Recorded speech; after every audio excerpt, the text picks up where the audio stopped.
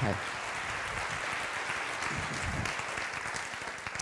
Hello. Firstly, apologies. My Latvian is not great, so it will be in English. When we think of Google, perhaps you think of free food, free gym, many interviews, difficult interview questions.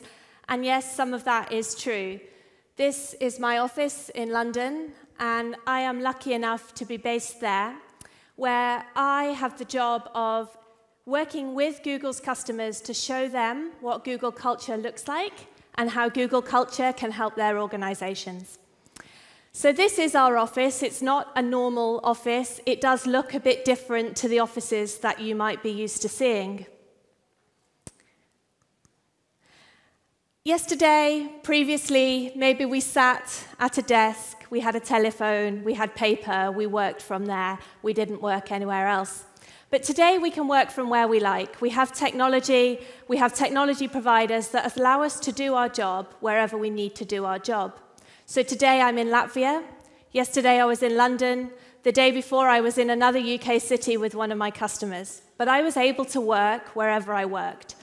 And Google really advocates this with their customers and internally, allowing you to work where you can best get your job done. There are some components that we think you need to have in order to successfully allow people to work to their best ability and to work wherever they like. And these are these four things. So firstly, make things efficient. Remove the barriers to getting your job done. So it won't work if every time I need to do something, I have to go through levels and levels of process and approval and hierarchy. If I want to be able to do my job wherever I am based, I need to just be able to do it. And in order to do that, we need to be able to innovate. So what we do today is different to what we did yesterday and will be different to what we do in the future. And that's okay. We can change, and we must embrace change and make sure that everyone is ready to change. We can only do that if we allow collaboration. We allow people to work together in teams, in groups of people, to do their best work wherever their work needs to be. And finally, let's engage people. Let's make people want to come to work for us, want to do the best work that they can possibly do. And these are the four things that Google strives to achieve with, both internally and with their customers. But you might ask, why? Why does Google care? Why does Google bother? Why do they spend hundreds and thousands of pounds every single day on making their offices look like that, on giving people free food, on providing a gym, etc.? Well, a recent study by PwC says that 67% of people agree that culture is absolutely critical to business success. And 60% of people agree that culture is actually more important than strategy. So you might be able to spend time writing your strategy, setting out your objectives, completing your mission, but actually, does it get you where you want it to be? Does it get you where you want to be? Does it allow you to succeed if your people aren't with you and the culture isn't there? This is Laszlo Bock. He was, until very recently, the head of people at Google. And it was him that first said, hey, Larry, Sergey, you started this business in a garage 18 years ago, and now it's a global company. But we want to keep the roots of what you did when you started in that garage in Mountain View. And so he said this quote, which is what Google strives to achieve at all times: if you give people freedom, they will amaze you. And it's about making sure that people are not restricted by the process, by the rules and regulations that you have in your organization, but allowing them to be transparent and to have a voice within the organization to do their best work. So how do we do this at Google? It's all very well talking theoretically, but there are some things that we do that I wanted to share with you today. So the first thing, maybe you saw the film, The Internship, with the hats and the things on your head. Well, this is real. We do have these every time a new person joins Google. And we think hiring is the most important thing that a company does, and we spend a lot of time on hiring. So when I joined Google, I had 10 interviews before I got the job. And we spend a lot of time rejecting people, unfortunately, as well. And some people might think that's wasted time. But at Google, what we believe is that hiring is the most important thing you can do, because if you choose the right people for your organization, then you are more likely to succeed later. So you spend less time later training, developing, coaching people. Yes, you help them instead to succeed in the organization. And one thing that we do at Google is that we don't let any single manager choose a candidate or approve a hire. Everyone from the organization has to be involved in hiring. So what that means is those 7, 10, however many interviews you have will be from different parts of the business and different people. So as an example, I work in the Google Cloud team. I was interviewed by someone in YouTube. And therefore, the whole organization comes together and makes sure that the people we're hiring are a cultural fit and the right people across the whole organization. Secondly, we default to open. So Larry and Sergey, 18 years ago, created this business in a garage in Mountain View. It was a small team of 6 people.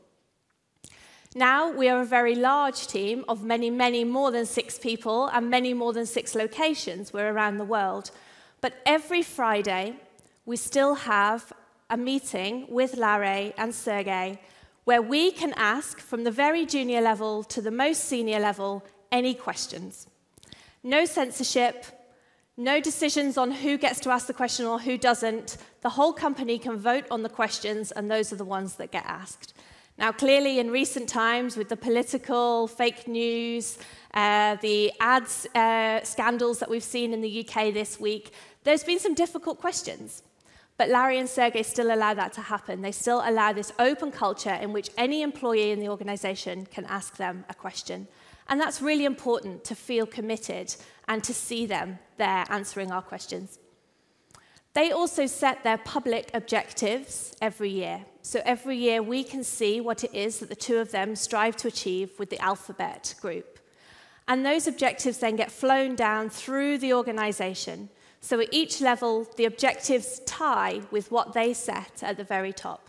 So I, as an individual, perhaps employee number 65,057, whatever it might be, still recognize that what I am doing is related to their objectives at the top.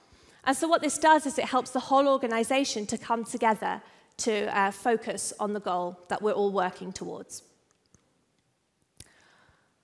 We also encourage innovation from anywhere. So you don't have to be in a specific role to be an innovator or to make change within the organization. And a great example of this is this page here. So a Googler, someone working in London, realized that when you Google how to commit suicide, actually you get responses that tell you how to commit suicide. And that's not right. That should not be the case. And so she recognized that actually what there should be is a helpline for people to call, so that if people search this, they immediately get a better response than telling them how to do it. And so she went ahead and got this implemented. This wasn't her job. It's just something that she realized was important for society. And this became known within Google as 20% time. So this is the ability to spend 20% of your time working on something that's not directly related to your job. Why does Google allow it? They allow it because things like this come of it, because we can find new projects, people can work on things they're passionate about, and are more likely to stay within the organization if they're given the opportunity to do that. We also encourage people to launch and iterate and fail if they need to. So this is what Google Glass looked like when it was first designed by someone within the organization. Now, obviously, Google Glass does not look like this anymore. It's much sleeker, and it actually works. But it didn't matter. This person's manager didn't say, that looks rubbish, stop that, we're not doing that anymore. They changed, and they made iterations and iterations that allowed them to get to where they wanted to be. But the important note is here is not that Google Glass was successful. In fact, it's not been very successful around the world. But that's OK, too. And we celebrate failure, and we make it known that failure is OK, as long as we learn from that failure. So if next year Google launches another Glass product, then maybe we didn't learn from that failure, and maybe that wasn't such a good thing to have done. But we hope that we learned from that. We learned that that wasn't what culture or society want right now, and therefore we'll go and work on something else.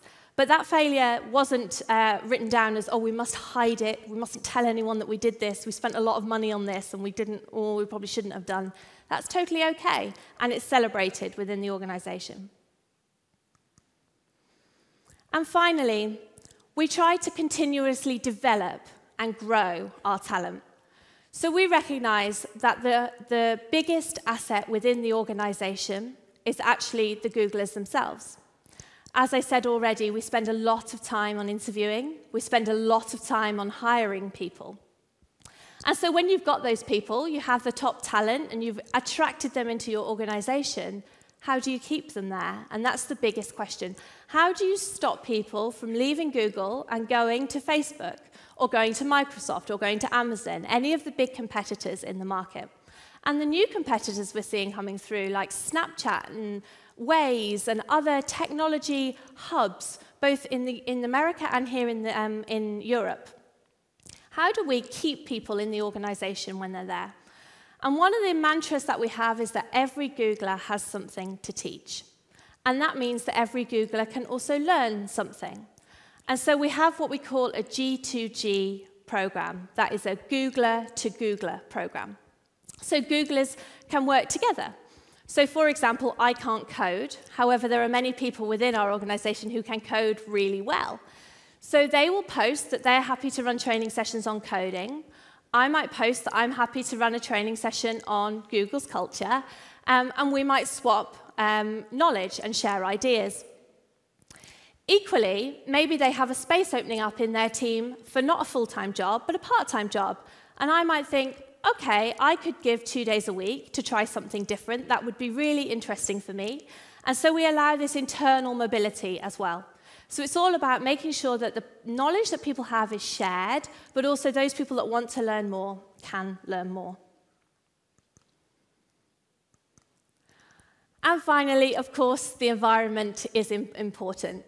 And it's well known, I think, that at Google we do have slides in some of our offices, but some of our offices have picnic benches or, just really good food. It does depend on where you are, and you are lucky or you're unlucky, depending on your location.